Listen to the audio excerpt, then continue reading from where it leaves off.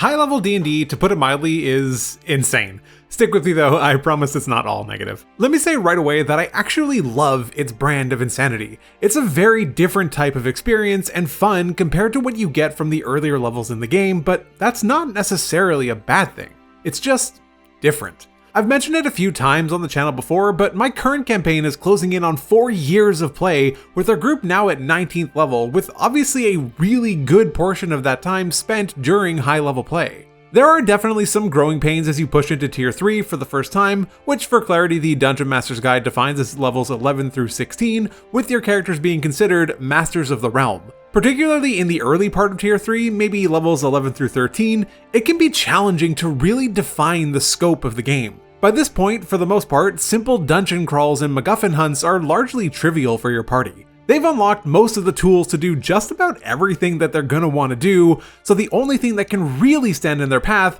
are throwing particularly deadly creatures or powerful political adversaries, depending on the type of campaign, in their way.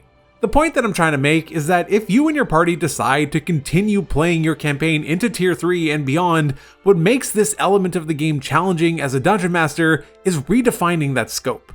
This brings me neatly into point number 1, which is challenge. Hey, if you're watching this video on March 1st when it releases, it's my birthday, so what better way to celebrate than by dropping a sub to the channel? And thank you all so much for helping me pass 6,000 subscribers before the end of February. It is really crazy, and the road to 10K is starting to look very real. Also, a massive shout out to all my members: Julian in the Champion tier, Jackal3 and Jumpy Sonic Bear in the Hero tier, and Julio, Siren XY, and Brain Laborx in the Warrior tier. Thank you all so much for your support and allowing me to do this. If you'd like to support me for as little as $1 per month, click the join button and check out all of the awesome perks. Thank you. Right, challenge.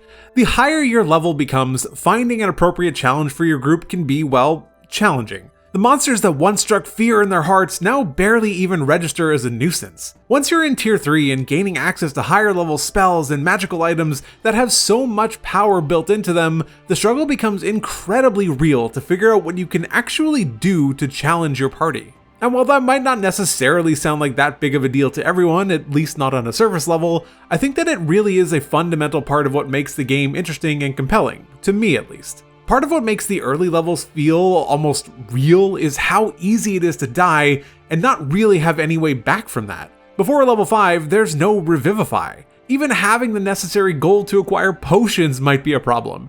You lack the ability scores and spells and attacks that make any given scenario almost feel easy, and that's part of the magic of the early part of the game. The consequences are almost inevitable and quite tangible. If you've got like 17 hit points and the creatures you're fighting can do that in a single turn, the choices that you're making are different and your approach to the game changes too. Starting bar fights or picking pockets might be something that can yield tremendous value for you and your party, but it can also be something that winds up getting you killed. Living on that knife's edge in the early game, particularly before 5th level, is a really fun, scary, and exciting place to be, and a lot of that comes from the challenge that accompanies it. Now, all of this is not to say that there is no challenge in high-level D&D. The challenge, though, is just different. There's few things that make an 18th level party quake in their boots. They can handle just about any combat scenario thrown at them, outside of one that's clearly just been designed to kill them. They can use their insane magic and items to find or accomplish most things. Just the very existence of the wish spell in the game can make even things that seemed impossible become very real without all that much effort, and these are the things that you have to deal with as a dungeon master for a high-level group. The unfortunate reality is that as the players' lives get easier, yours as a DM probably gets a bit harder. Now, to be clear, that also doesn't have to be a bad thing either. I actually love designing encounters for my 19th level party, because to me, I think it's really exciting to watch as they either just try and smash their way through something using just sheer brute force, or I get to watch them take a step back and strategize. Think about all the different spells, items, features, and knowledge that they've acquired over the course of this entire spanning campaign, and use that in a fun and creative way to overcome a challenge that I've set for them. Now, like I said, it's not necessarily a problem, but it certainly requires more work for the DM, which is also part of why play above level 12 and 13 is just so rare. To design an effective encounter, you have to need to be at least somewhat cognizant of the things that your party can do and what they can pull off.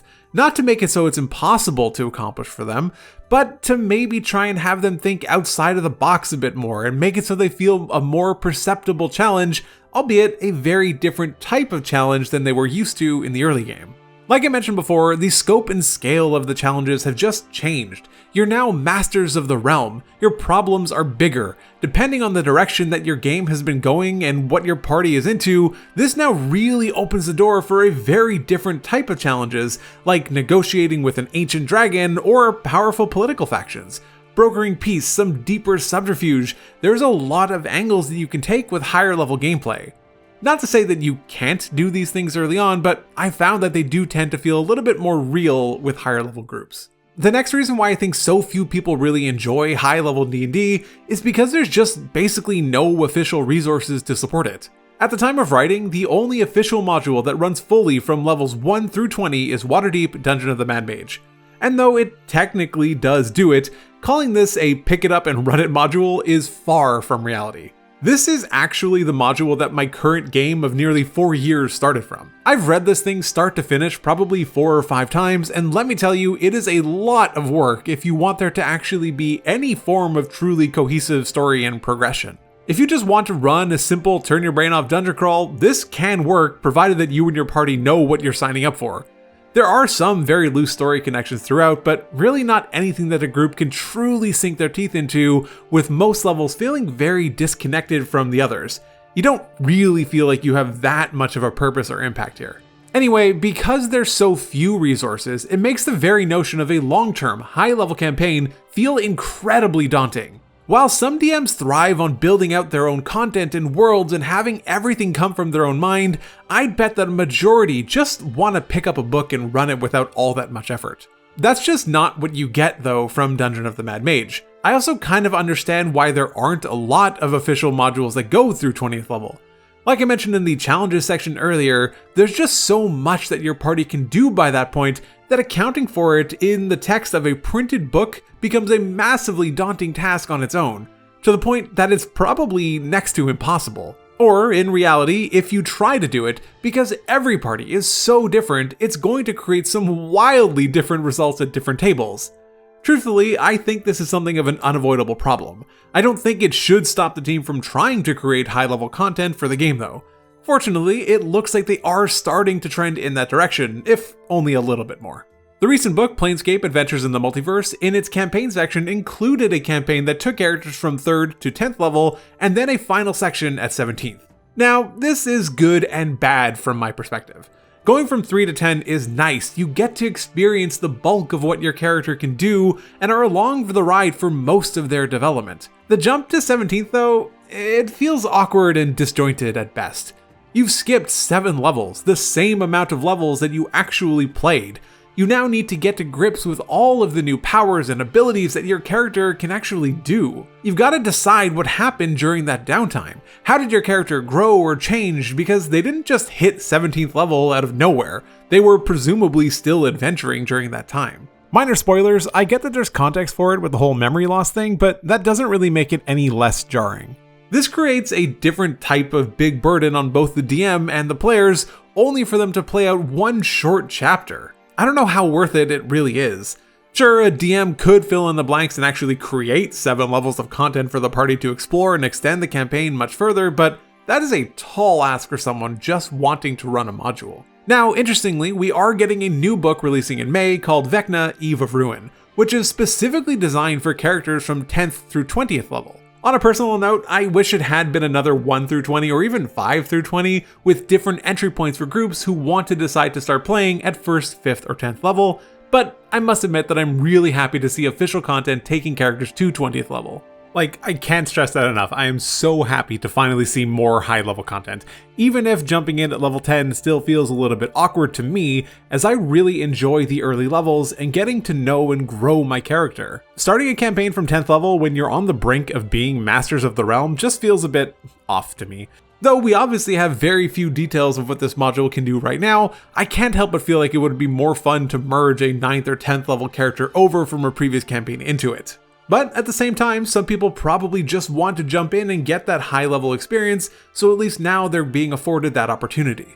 The third reason I think a lot of people don't really enjoy high-level Dungeons & Dragons is that high-level features just aren't worth it. The unfortunate reality is that unless you're multiclassing, monoclassing all of the way into the higher levels just doesn't feel worth the effort in most cases. The majority of classes just don't have high-quality features that justify you wanting to actually make the time investment in sticking with the class. And considering it can take literal years to get to that point of the game, it's often really just not worth it. Bards, for example, at 17th level just get an increase to their Song of Rest die to a D12.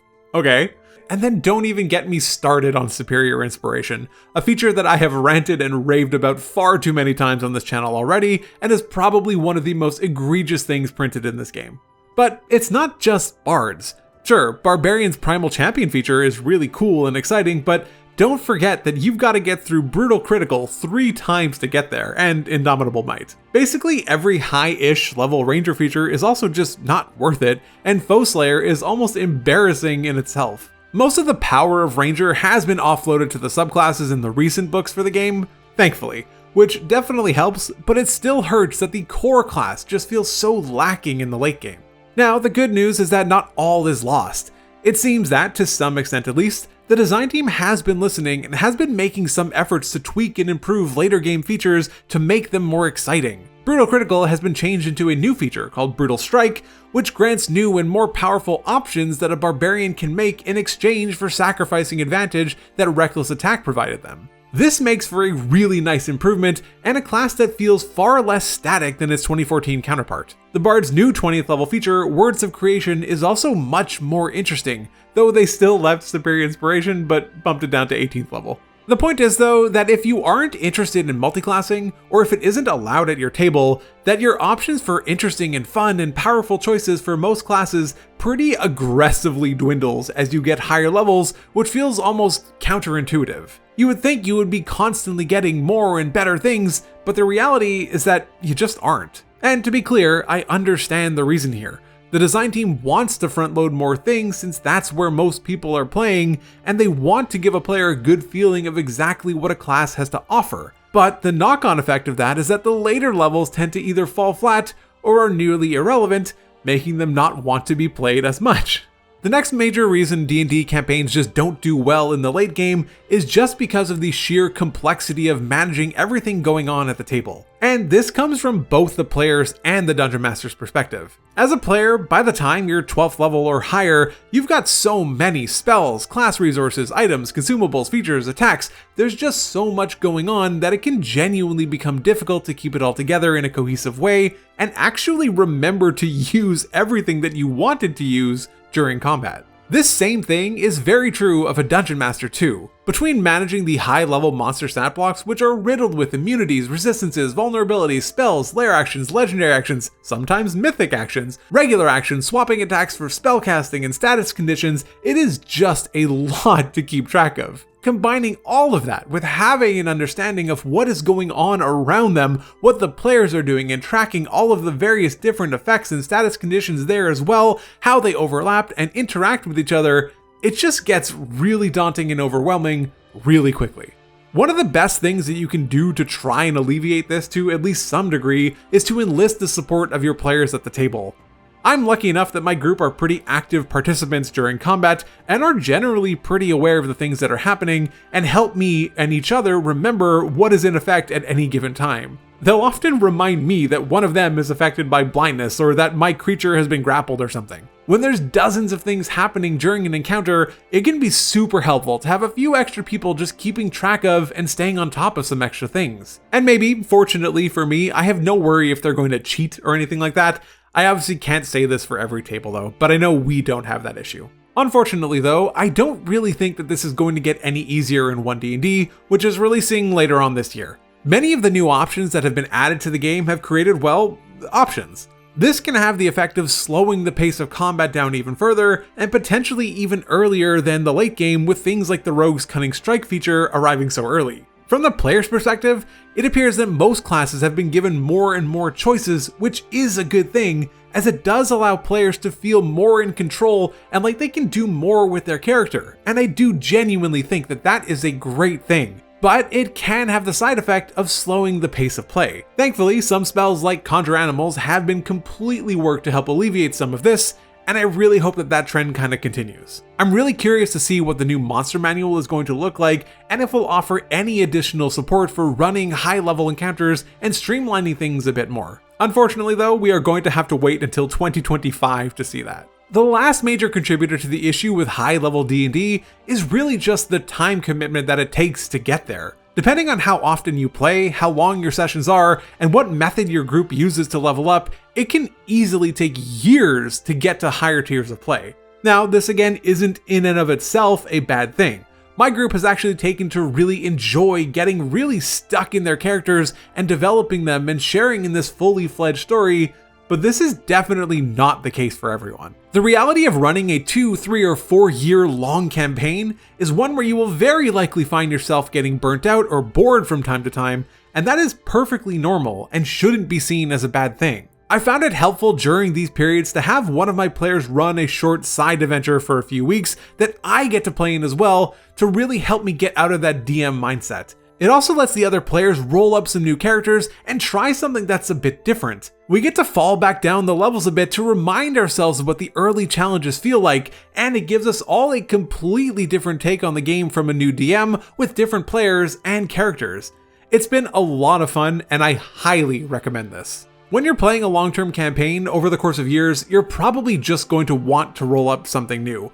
There's an appeal to try something different, and the same goes for the DM. Running a story for years can be tiresome and sometimes feel a little bit forced if the main story arcs have been hit already. I cannot recommend ham-fisting some new story into an old one just for the sake of hitting high levels. No one is going to be having fun in that situation, and you're just wasting your time. The thing is though that most of us playing or running games are just not professionals. You're probably squeezing your game and prep time between work or school and family and kids, and it's just a lot. There's nothing wrong with ending a campaign before you get to the really high levels, since they can often demand a lot more than you may be capable of giving, and that just kind of makes for a lousy experience for everyone involved. At the end of the day, high-level D&D doesn't actually have to be bad. It's just a very different experience than what most people are used to from the game. If you're going to get into a high-level campaign, I would strongly recommend talking to your party, do another session 0, and get an understanding from everyone about what they're looking to get out from the game, and if you might just be better off starting a new adventure altogether.